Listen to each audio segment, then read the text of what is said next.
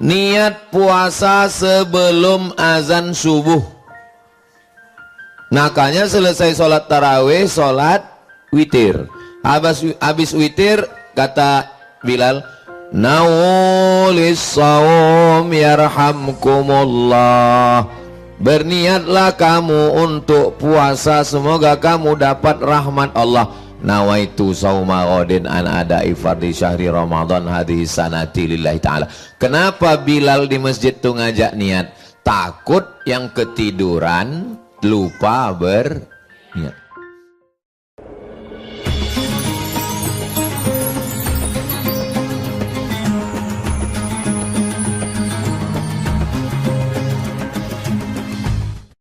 Bismillahirrahmanirrahim. Assalamualaikum warahmatullahi wabarakatuh. Alhamdulillah. Allahumma salli ala Sayyidina Muhammad wa ala ali Sayyidina Muhammad. Semoga kita semua selalu dalam rahmat Allah subhanahu wa ta'ala. Amin ya rabbal alamin. Yang saya hormati ibu-ibu, ustazah-ustazah, guru-guru yang mendidik calon-calon pemimpin masa depan insyaallah. Amin ya rabbal. Ini sahabat-sahabat saya. Karena saya takut di ruangan ini sendirian laki-laki, jadi bawa orang. Ibu bisa buka di Google, tulis 30 fatwa seputar Ramadan UAS. 30 fatwa seputar Ramadan UAS. Gratis PDF. Share ke grup dan kawan-kawan, boleh dicetak. Boleh dicetak untuk bekal Ramadan. 30 fatwa seputar Ramadan UAS. Udah dapat? Belum dapat karena kameranya dipakai untuk buat video. Nah, Bang Adi langsung tuh buka. Buku ini saya buat tahun 2011. Sekarang udah 2026. Berarti 15 tahun yang lalu. Pembahasan pertama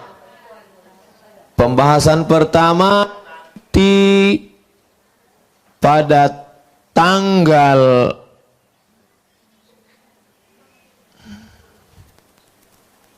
Pembahasan pertama tentang hilal. Pada tanggal 17 hari Selasa,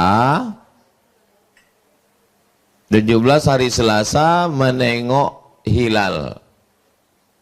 Hari Selasa tanggal 17 menengok hilal pakai teropong. Kalau nampak hilal hari Selasa, berarti kita puasa hari Rabu. Kalau tak nampak hilal hari Selasa, maka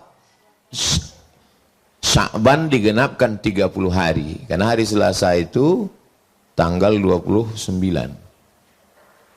Syarat hilal itu bisa ditengok menurut MUI kalau 3 derajat. Kenapa Muhammadiyah sudah bisa menetapkan bahwa hari Rabu puasa? Karena hari Rabu itu sudah nampak anak bulan. Muhammadiyah tidak penting 3 derajat. 0,5 pun bisa. Sedangkan MUI mesti 3 derajat. Ini penting untuk ibu tahu, karena ibu menghadapi wali murid. Kok Muhammadiyah sudah bisa menetapkan Rabu? Kenapa MUI belum mengumumkan? Perbedaannya ada pada batas 3 derajat. Jelas? Makanya orang kalau ditanya, "Semana cair THR kita?" Sudah 3 derajat katanya. Nah, itu berarti udah nampak. Udah nampak hilal. Bedanya MUI menetapkan mesti 3 derajat. Sedangkan Muhammadiyah 0,51 derajat sudah dianggap hilal. sudah dianggap hilal. Jadi suami ibu yang namanya Hilal jangan dulu keluar hari Selasa, karena dia dicari-cari orang. Ada ibu nama suaminya Pak Hilal, jangan cemburu nanti kok dia dipoto orang. Jadi itu tentang menengok hilal. Kedua, bolehkah mengikut ru'yah negara lain? Nah, ini.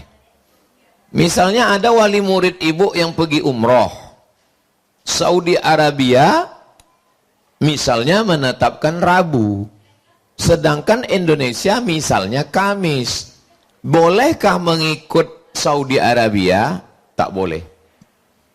Karena dalam sholat kita ngikut waktu Saudi atau Pekanbaru? Rimbo panjang. Apa pula ikut Pekanbaru? Maka jangan terjebak kalau tinggal rimbo panjang. Nah, makanya tak bisa mengikut ru'yah negara lain. Jadi kita ikut ru'yah keputusan Republik Indonesia. Dari Aceh sampai ke Papua dipasang teropong. Di Pekanbaru teropongnya dipasang di Jalan Sudirman. Sejak dibeli teropong itu sampai sekarang belum pernah nampak hilal. Asal dipasang nampak pucuk sawit.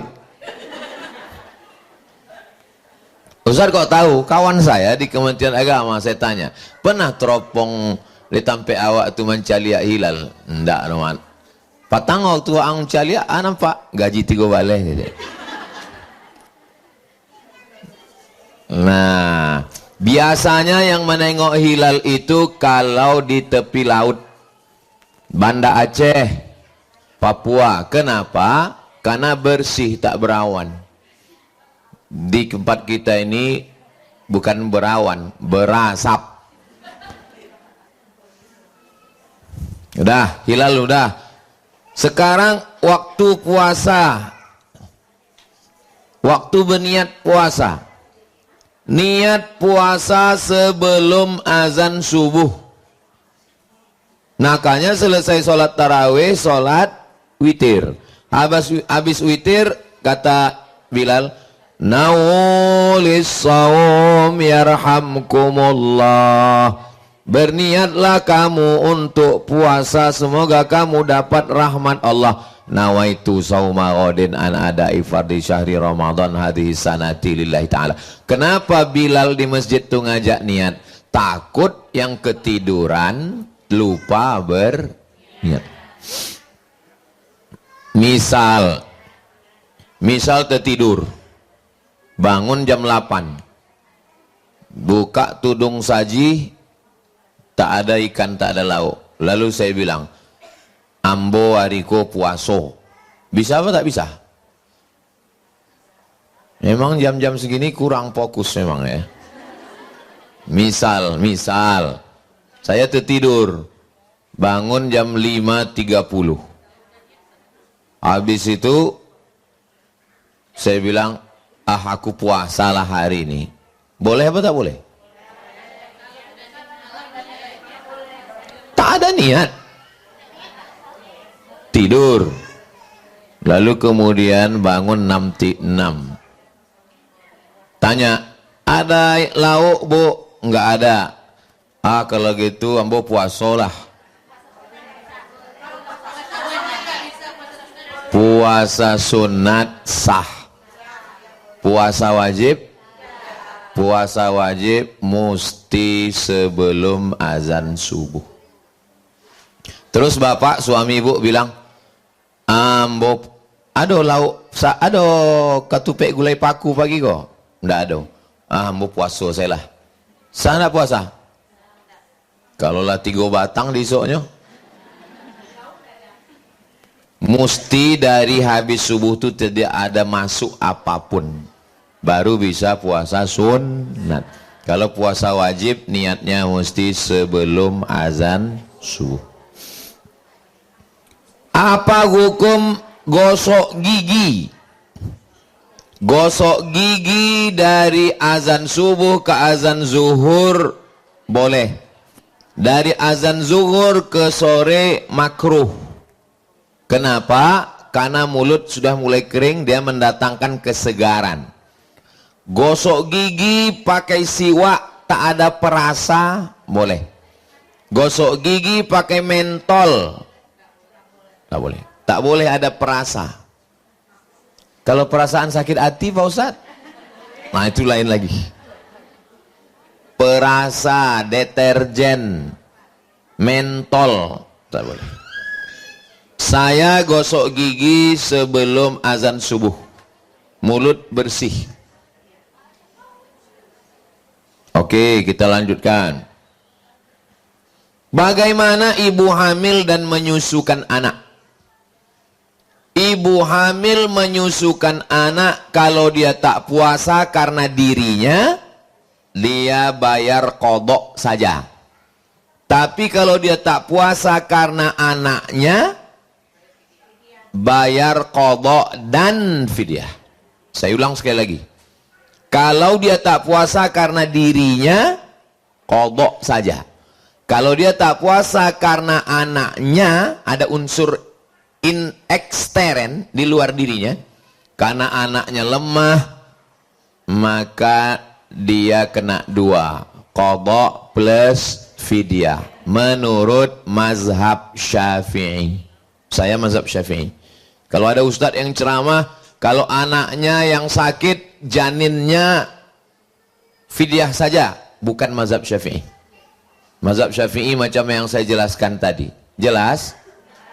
Yang tak jelas bisa ditonton ulang di channel Ustadz Abdul Somad Official. Subscribe, like, share, and comment. Berikutnya suntik dan obat tetes.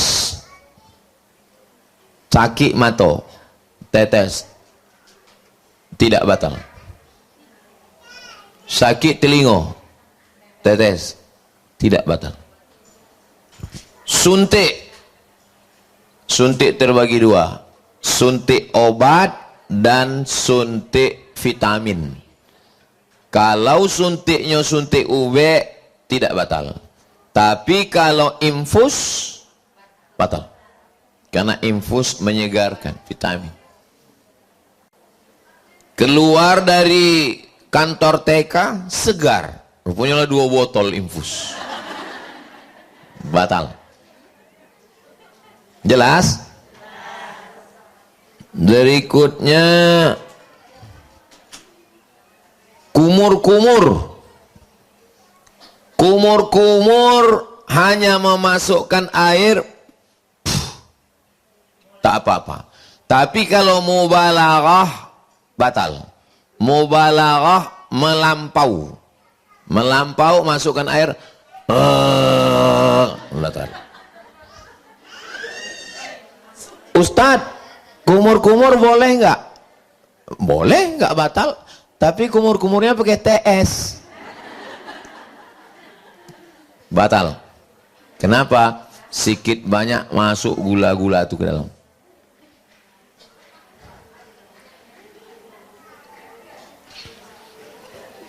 Istinsyak, memasukkan air ke hidung, batal. Masuk dia ke dalam, tak bisa terelak. Kalau kumur masih ada penahannya di sini, kalau hidung tak bisa masuk dalam. Maka hindari itu, cepat embuskan. Berikutnya tentang jumlah rakaat tarawih. Jumlah rakaat tarawih 23 rakaat. 20 tarawih, 3 witir. Dilaksanakan oleh Umar bin Khattab bersama sahabat Nabi. Muhammadiyah pakai 8 tarawih, tambah 3 witir, 13. 8 tambah 3, 11. Saya sebetulnya mau ngetes, ibu ini masih sadar nggak? Kenapa bisa beda? Kalau ayatnya panjang, rokaatnya seketek. Kalau ayatnya pendek, rakaatnya banyak. Begitu kaedahnya. Pada masa Umar bin Abdul Aziz, rakaat tarawih 36. 36. Kenapa? Ayatnya pendek. Datang orang Indonesia dikombinasikannya antara dua. Rakaatnya ketek, ayatnya pendek. Dapat dua-duanya. Jelas? Itu asal tarawih. Kalau habis salam duduk istirahat namanya tarwihah. Habis salam duduk istirahat namanya tarwihah. Habis istirahat duduk istirahat namanya tarwihah. 3 kali tarwihah bahasa Arabnya tarawih. Tarawih artinya duduk istirahat. Kenapa duduk istirahat? Karena ayatnya panjang jadi duduk istirahat. Itu makna sholat tarawih. Sholat pakai duduk istirahat. Jadi kalau ada sholat tarawih pum pam pum pam pum pum pum pam. Itu bukan sembahyang tarawih. Itu namanya sembahyang apa namanya? Berikutnya tentang perempuan pergi ke masjid. Mudah-mudahan nanti kita sampai ke Masjid Nabawi. Melaksanakan umroh. Ongkos tanggung masing-masing. Iko awak mengaduk ke kiblat. Di sebelah kiri Masjid Nabawi ini ada 3 pintu. Pintu yang pertama namanya Babul Baqi, karena mengharap ke arah pemakaman Baqi. Pintu yang kedua namanya Babu Jibril, karena menghadap tempat Jibril masuk. Pintu yang ketiga namanya Babun Nisa. Apa itu Nisa? Pertanyaannya, masuk akalkah ada pintunya orang yang nggak ada? Apakah mungkin ada pintunya orang yang nggak ada?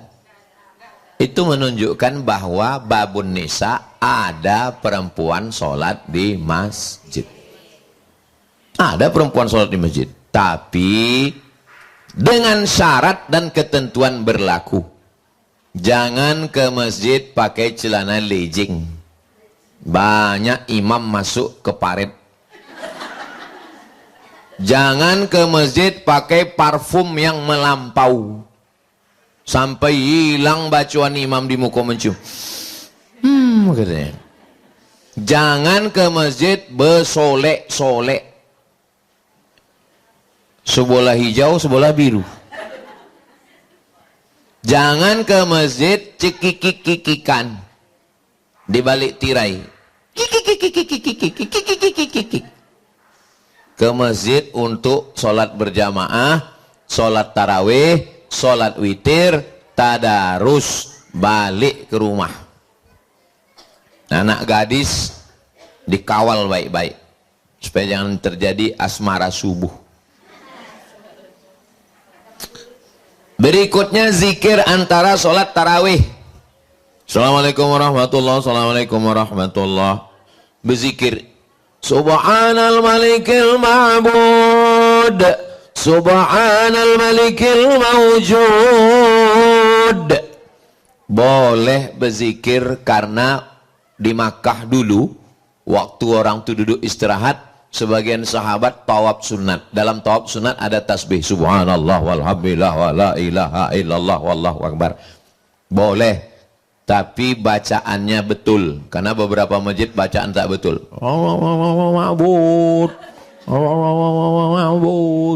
Imamnya lambe, makmumnya cabut.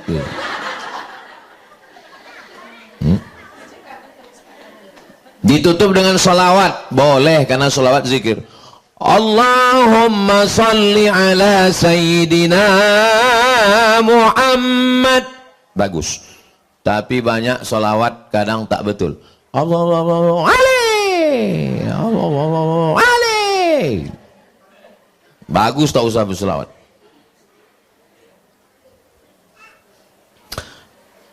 Berikutnya, sholat tarawih terlalu cepat.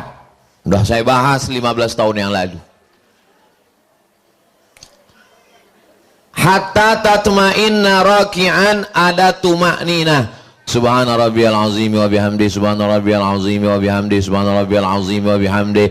Rabbana lakal hamdu mil'us samawati wa mil'ul ardi wa mil'u ma syi'ta min syai'in ba'du. Subhana rabbiyal a'la wa bihamdi, subhana rabbiyal a'la wa bihamdi, subhana rabbiyal a'la wa bihamdi. Rabbi firli warhamni wajburni warfa'ni warzuqni wahdini wa'afini wa'fu anni. Namanya tumak nina. Tup tup tup tup tup tup. Batal karena tidak ada tumak nina. Sependek-pendek tumak nina sekali tasbih. Subhana rabbiyal a'la wa bihamdi. Dapat satu tumak nina. Tapi kalau kening menempel macam stempel TK, tak sah sholat tarawih. Habis itu zikir dengan suara jahar. La ilaha illallah, la ilaha illallah. Boleh. Mana dalilnya? Karena Abdullah bin Abbas di luar Masjid Nabawi mendengar Nabi dan sahabat bertakbir dalam masjid. Belum ada mikrofon. Allahu Akbar, Allahu Akbar, Allahu Akbar. Begitulah bunyi suara mereka dulu bertakbir. Jadi takbir itu bukan. Mana tahu anak-anak kita bunyi zikir kalau imamnya tak kuat. Apa bunyi zikir tadi, nak?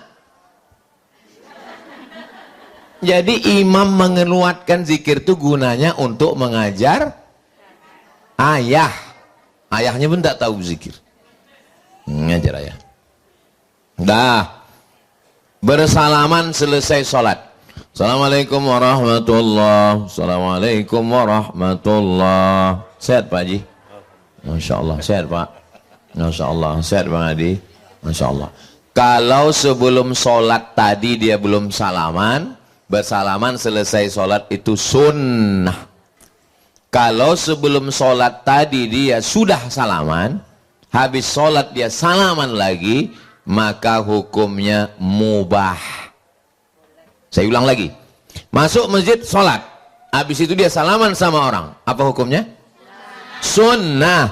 Masuk masjid salaman sama orang, habis sholat salaman lagi. Apa hukumnya? Mubah. Yang tak boleh itu sedang sholat salaman. Sehat Pak Haji? Batal sholatnya. Lanjut. Mengangkat tangan waktu berdoa. Allahumma innaka afun karimun tuhibbul afwa fa'fu anna ya karim. Hukum mengangkat tangan ketika berdoa sunnah. Cara mengangkat tangan 3. 1, tapaknya ke langit. 2, tapaknya ke muka. 3, bawahnya ke atas. Begini atau begini? Waktu doa tulak balo. Allahumma dafa'an al-ghala wal waba wal fahsya. Menolak bala, menolak balo, tolak tsunami, tolak bala. Yang ada tolak bala, tak ada tolak jeruk. Maka boleh dimakan jeruk. Tolak bala. Adapun tangannya terbuka dengan tertutup sama. Yang terbuka, yang tertutup sama. Bukan berarti yang terbuka gini, kau jangan terbuka, doa kau keluar dari tengah. Tidak. Masalah menyapu muka. Subhana rabbika rabbil izzati amma yasifun wa salamun alal mursalin walhamdulillahi rabbil alamin. Sunnah hukumnya menyapu muka. Sebab apa? Sebab waktu awak berdoa barokah turun ke tangan awak. Ibu, apa sih rahasianya glowing? Karena saya habis selesai berdoa langsung muka. Oh, bukan skincare, enggak. Kalau ibu apa rahasianya? Ini bekas wudhu. Oh, jadi kau sangka aku tayamum selama ini?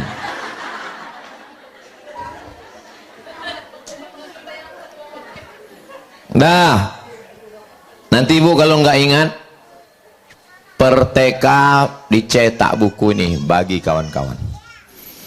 Doa kunut. Doa kunut ada 3. Doa kunut yang pertama kunut subuh. Doa kunut yang kedua kunut nazilah tulak balo. Doa kunut yang ketiga kunut witir. Berapa kunut? 3. Pertama kunut subuh, kedua kunut tolak bala, yang ketiga kunut witir. Jadi nanti kalau imam berkunut witir, awak tinggal langkek tangan ucapkan amin. Allahumma hdina fi man hadait wa afina fi man afait. Perempuan tak bersuara.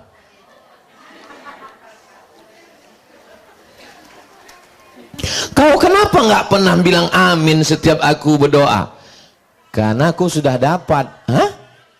Rupanya nama lakinya Pak Amin. Setiap berdoa dia sayang katanya. Sayang. Rupanya bilang amin. Tadi tamu yang datang tadi dari Malaysia namanya Pak Amin. Pembahasan berikutnya, 2 kali witir dalam semalam. Sallu sunnatal witri salasa raka'atin asabakumullah. Witirnya di masjid. Habis itu balik ke rumah jaga malam tarawih. Habis tarawih witirnya lagi. La witrani, tak boleh 2 kali witir semalam. Witir artinya ganjil. 3 setelah tarawih, 3 setelah tahajud. 3 tambah 3? Bukan witir. Maka kalau mau pilih witir habis tarawih. Siapa yang sholat tarawih ikut witir dengan imam dapat pahala macam sholat sepanjang malam.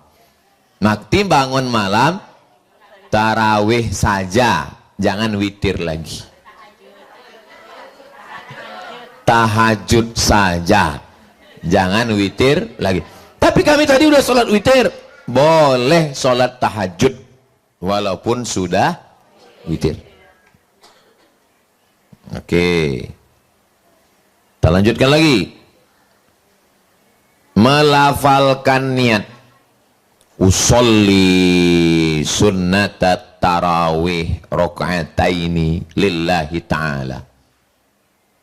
Itu di dalam sholat atau di luar sholat? Di luar sholat. Kapan kita baru mulai sholat? Ketika mulut menyebut A. Itulah sholat. Akabah. Bukan, sudah sholat. Ketika mulutnya menyebut mulai A, itu baru mulai sholat. Allahu Akbar, itu baru sholat. Jadi kalau ada orang bertanya, boleh kita melafazkan niat Pak Ustadz? Enggak ada hubungan sama sholat. Karena dia misalnya orang sebelum sholat disebutnya kantui lah, dia nggak ada hubungan sama sholat. Karena tidak, yang membatalkan sholat itu kalau bercakap di dalam, kalau sebelum sholat. Lalu kenapa orang mengatakan usolli? Untuk menguatkan hatinya dalam 5 perkara. Sembayangnya sembayang apa? Zuhur. Sunat apa wajib? Wajib. Berapa rakaat? 4. Ada apa qadha? Ada. Jadi imam apa jadi makmum? 5 inilah isi usolli itu. Usolli fardhu zuhri 4 rakaatin adaan makmuman lillahi ta'ala. Isi usolli itu 5. Kenapa pakai usolli? Karena kalau dia tak pakai usolli langsung takbir Allahu Akbar, berkato-kato dalam hati, zuhur apa asar? Maghrib apa isya? Sunat apa wajib? Untuk menolak was-was maka dia pakai usolli. Tapi Muhammadiyah tak pakai usolli. Ya karena kata dia hati udah kuat, ngapain pakai usolli? Ustaz pakai usolli, kadang-kadang pakai usolli, kadang-kadang tidak. Kalau hati saya sedang tenang, kuat di dalam, tak pakai usolli. Tapi kalau lagi kacau balau, menengok bangunan belum selesai,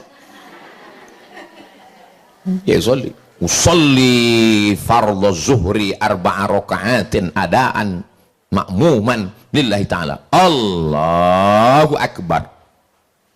Ibu yang tak pakai usoli yang tangan. Yang pakai usoli, nggak usah dipermasalahkan mau usoli tak usoli. Yang penting sembahyang.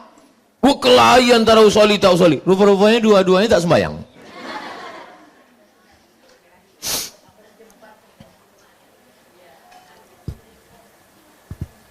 Waktu membayar zakat fitrah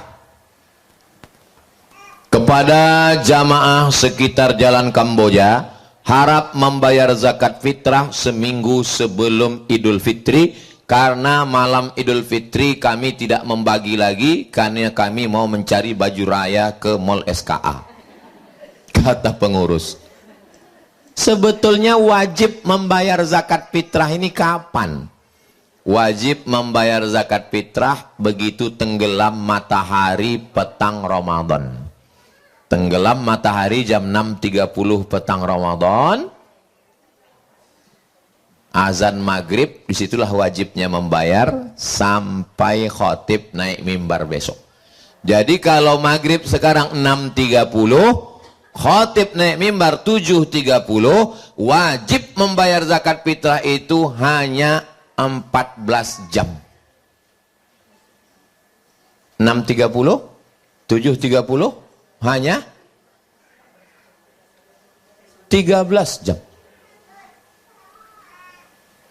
Misalnya ibu punya suami meninggal asar, nggak ada orang yang bilang na'udzubillah.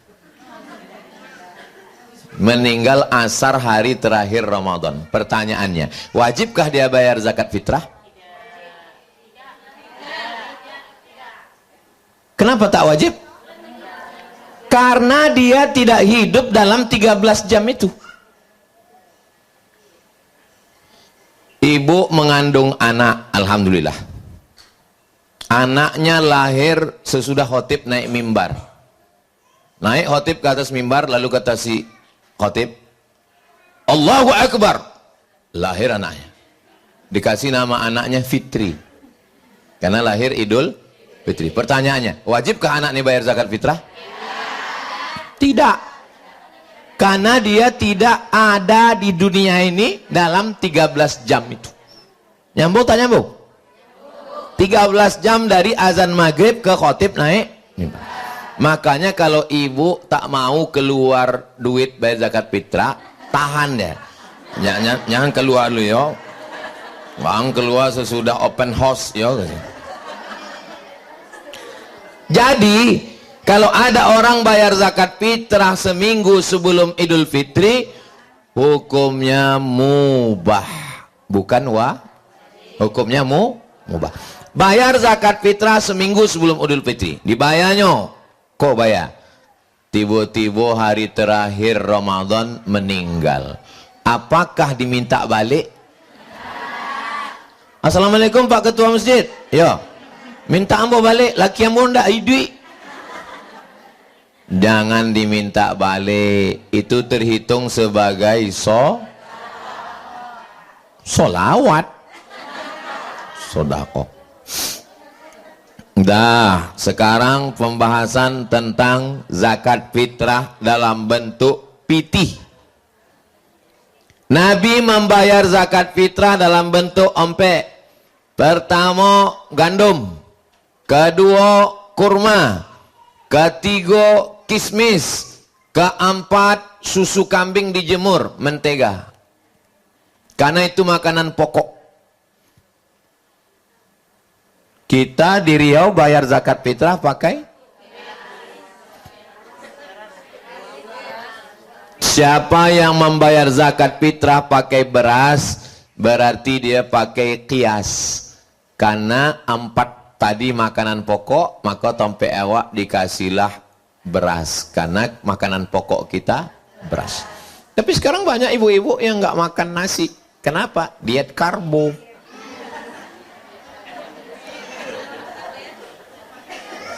Orang Papua makan papeda, sagu, disiram pakai air panas, pakai sumpit.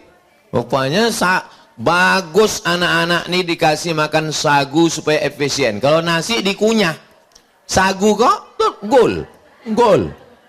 Saya kalau dari kecil makan sagu, efisien sagu. Dan karbohidratnya rendah. Bagus makan sagu. Yang pakai duit apa dalilnya? Dalilnya hadis Nabi, "Ughnuhum lihadzal yaum", buat mereka mampu hari ini. Membuat mereka mampu Idul Fitri, jangan minta-minta pakai duit. Mampu tak mampu? Mampu. Nggak mesti pakai beras. Saya dari dulu bayar pakai beras, tapi saya tak menyalahkan yang pakai duit. Sebelum khotib, pakai nyanyi pula tukang-tukang. Oke, sekarang hari raya dan ziarah kubur. Allahu Akbar, Allahu Akbar. Tainge menangilah.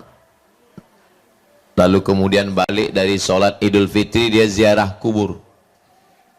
Ziarah kubur bebas, tidak ada waktu khusus. Mau pagi, mau petang, mau siang, mau malam, Idul Fitri, Idul Adha, bebas, tak ada larangan. Termasuklah saat Idul Fitri ziarah kubur, hukumnya tapi kalau ziarah kubur jaga adab-adab kubur. Waktu masuk ke kubur mengucapkan salam. Assalamualaikum ya ahla diyar minal mu'minin wa inna insyaallah bikum lahiqun yarhamullah mustaqdimina wal mustakhirin nas'alullah lana wa lakumul afiyah. Nggak hafal kami yang panjang, yang versi TK. Assalamualaikum ya ahlal kubur, itu versi TK. Sesudah itu membaca Yasin untuk almarhum almarhumah. Nggak sanggup baca Yasin sebab tamulah menunggu di rumah. Kulhu 3 kali sama macam hatam Quran, Al-Falaq sekali, An-Nas sekali, Al-Fatihah sekali. Nggak sanggup juga jurus terakhir untuk almarhum apak den, amak den, atuk den, ninik den, cipta den, pepso den. Al-Fatihah. Syekh Al-Fatihah. Membaca Al-Fatihah pun nggak sanggup, campakkan ke Sungai Kampar. Apa lagi balasan awak untuk keluarga awak? Bacakan Al-Fatihah. Berikutnya tentang perempuan ziarah kubur. Perempuan ziarah kubur kalau tujuannya untuk mempersedih-sedih diri, tak boleh. Kenapa beda perempuan sama laki-laki? Karena daya ingat perempuan lebih dalam. Maka perempuan tak boleh mengantar ke liang lahat. Makruh hukumnya. Kenapa? Karena kalau sampai perempuan menengok liang lahat, dia daya ingat perempuan lebih kuat. Beda sama laki-laki. Laki-laki ini tak terlalu kuat. Amnesia. Lupa. Jangankan kubur, bini pun lupa. Itu kenapa perempuan itu nanti dia mengalami trauma, sedih yang tak berkesudahan. Akhirnya dia tak semangat hidup. Mengajar anak TK tak ada lagi nyanyi-nyanyi. Asyik menangis. Setiap disuruh nyanyi, ibu buat anak kita bahagia ya. Walaupun hidup 1000. Wah, hanya mau menangis aja. Nyanyi bu. Bila Israel. Katanya, anak TK itu pun bawanya mau mati aja. Sudah gara-gara ibu itu ziarah kubur.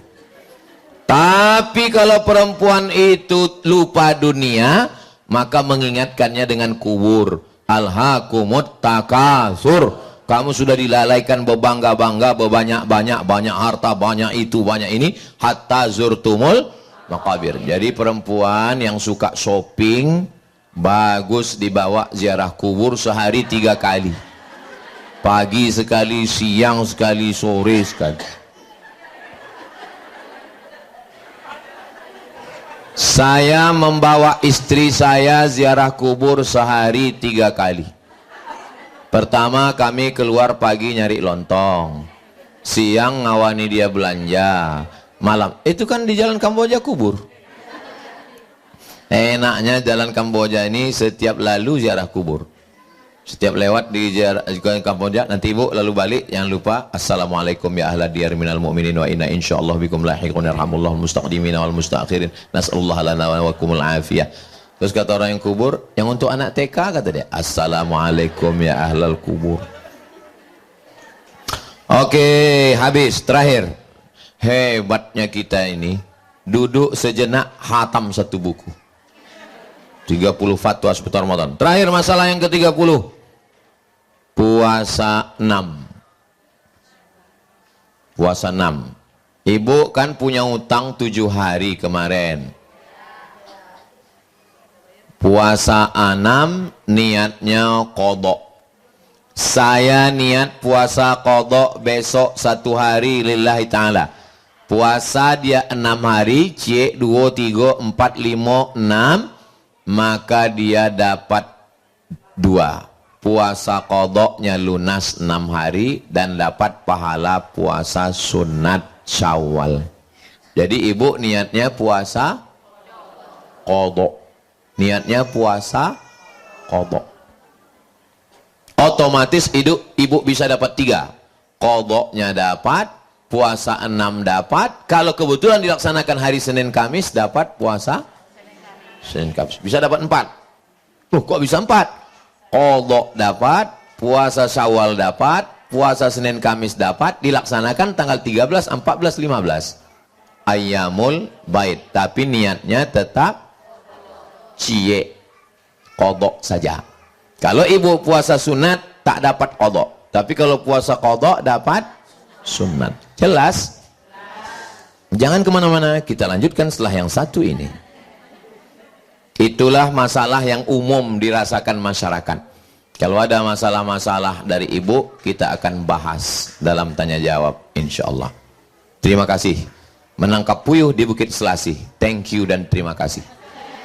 Assalamualaikum warahmatullahi wabarakatuh. Kasih mikrofon Ilham. Silakan Bu.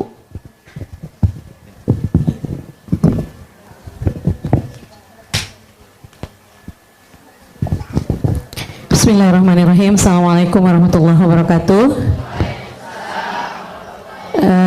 Pertanyaan ini masalah penentuan puasa tadi nih Ustaz.